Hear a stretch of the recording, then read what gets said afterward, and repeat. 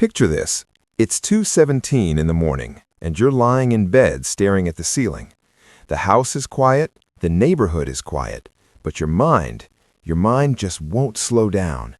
You think about your kids, your grandkids, your health, the bills, the past, the future.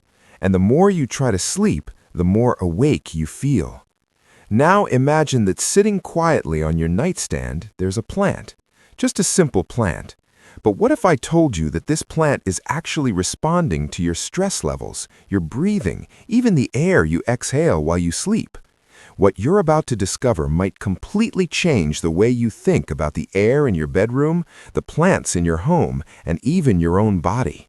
And if you enjoy learning about natural ways to sleep better, go ahead and hit that like button and subscribe, because this channel is all about helping you rest, heal, and live better naturally, especially after 60.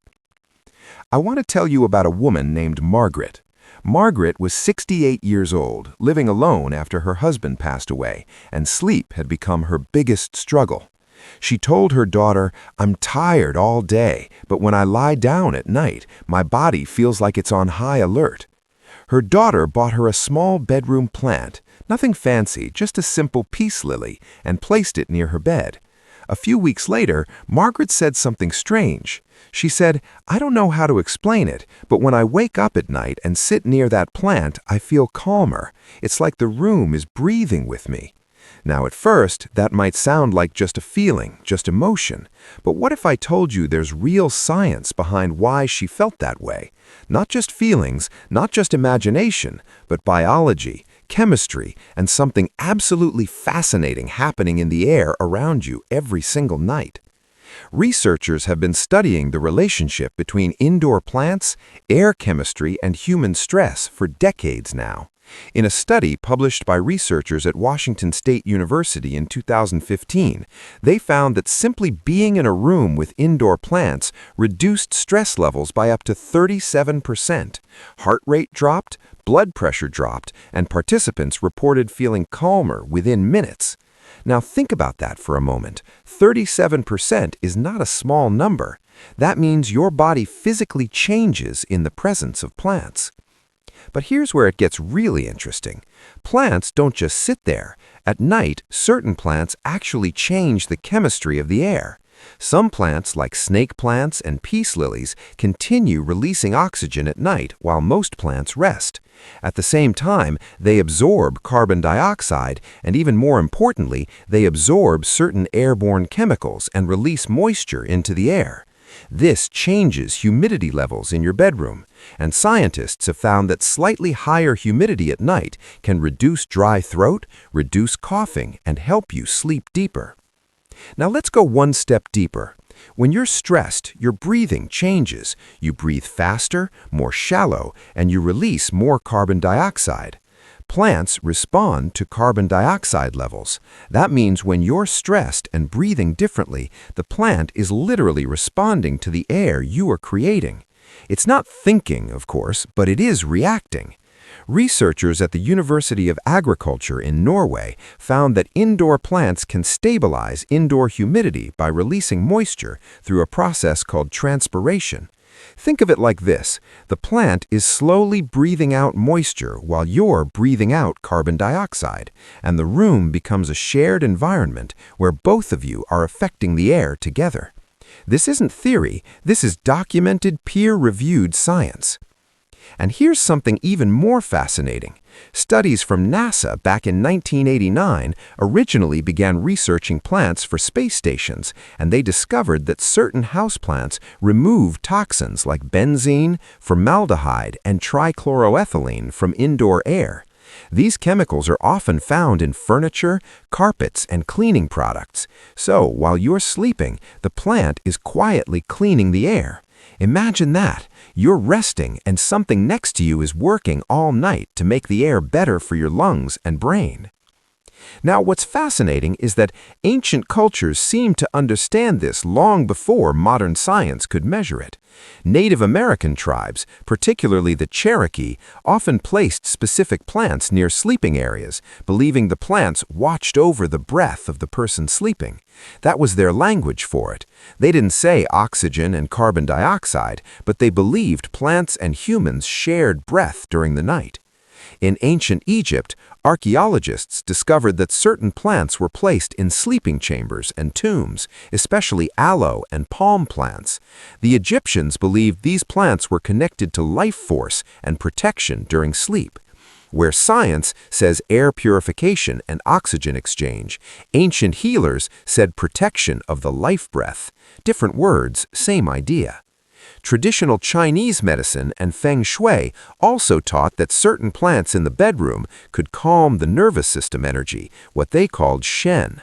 They believed restless sleep came from disturbed energy in the room, and living plants stabilize that energy. Today, modern research shows that natural environments reduce cortisol, the stress hormone. So, again, different cultures, different languages, but they were all pointing to the same truth. Plants change the environment around a human sleeping in measurable ways. Now let's talk about what modern practitioners and sleep researchers have observed, because this is where everything starts connecting. In feng shui, placing a soft, rounded-leafed plant a few feet away from the bed is believed to create calm energy, while placing a tall, sharp plant too close to the head can feel stimulating instead of relaxing.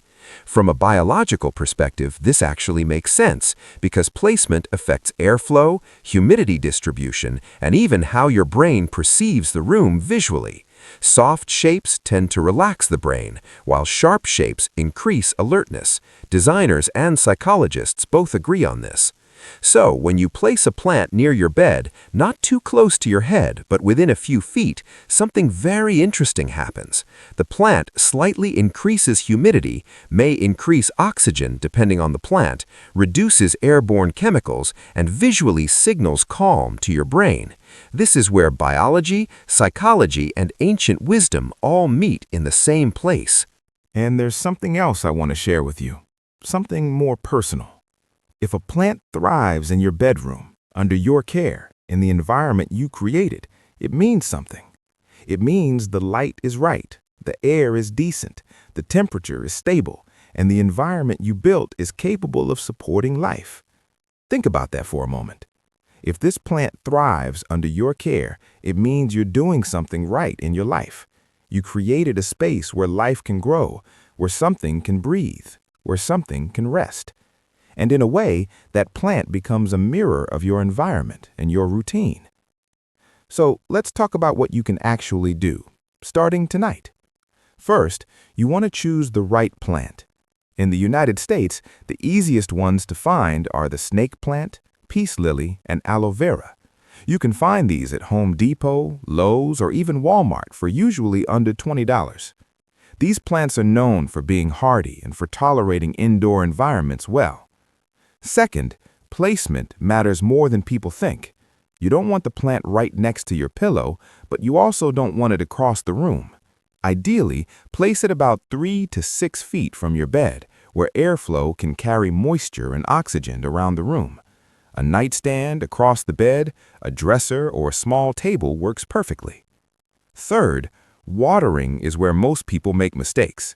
These plants don't need daily watering.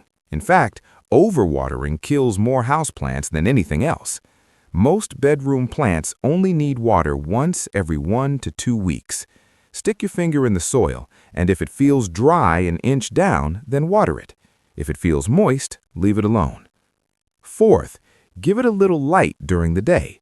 Open the curtains, let it get indirect sunlight. It doesn't need to be outside, just near a window is enough.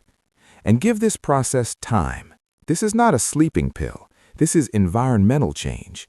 Give it 7 nights, then 14 nights, then 21 nights, and pay attention to how you feel when you walk into your bedroom. Tell me in the comments after a week if your room feels different, because many people say the room just feels calmer, and I want to know if you feel that too. Before we close, I want to leave you with something to think about.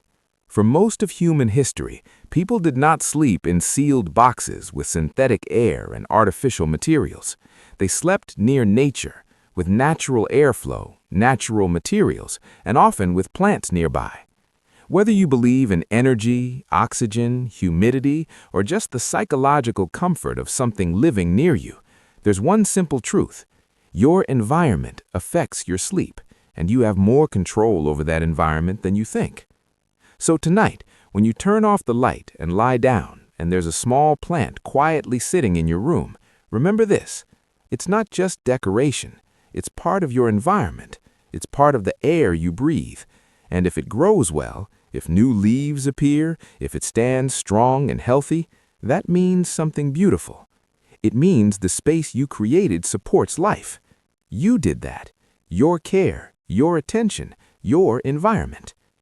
If you found this helpful, hit the like button so more people can discover this information, and subscribe to the channel because we talk about natural sleep, health, and peaceful living, especially for those of us over 60 who want real, gentle solutions.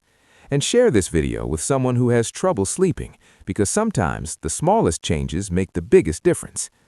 And now I'd love to hear from you. Tell me in the comments, do you already have a plant in your bedroom or are you thinking about getting one? I read the comments, and your stories help other people too. Take care of yourself, take care of your sleep, and I'll see you in the next video. Good night.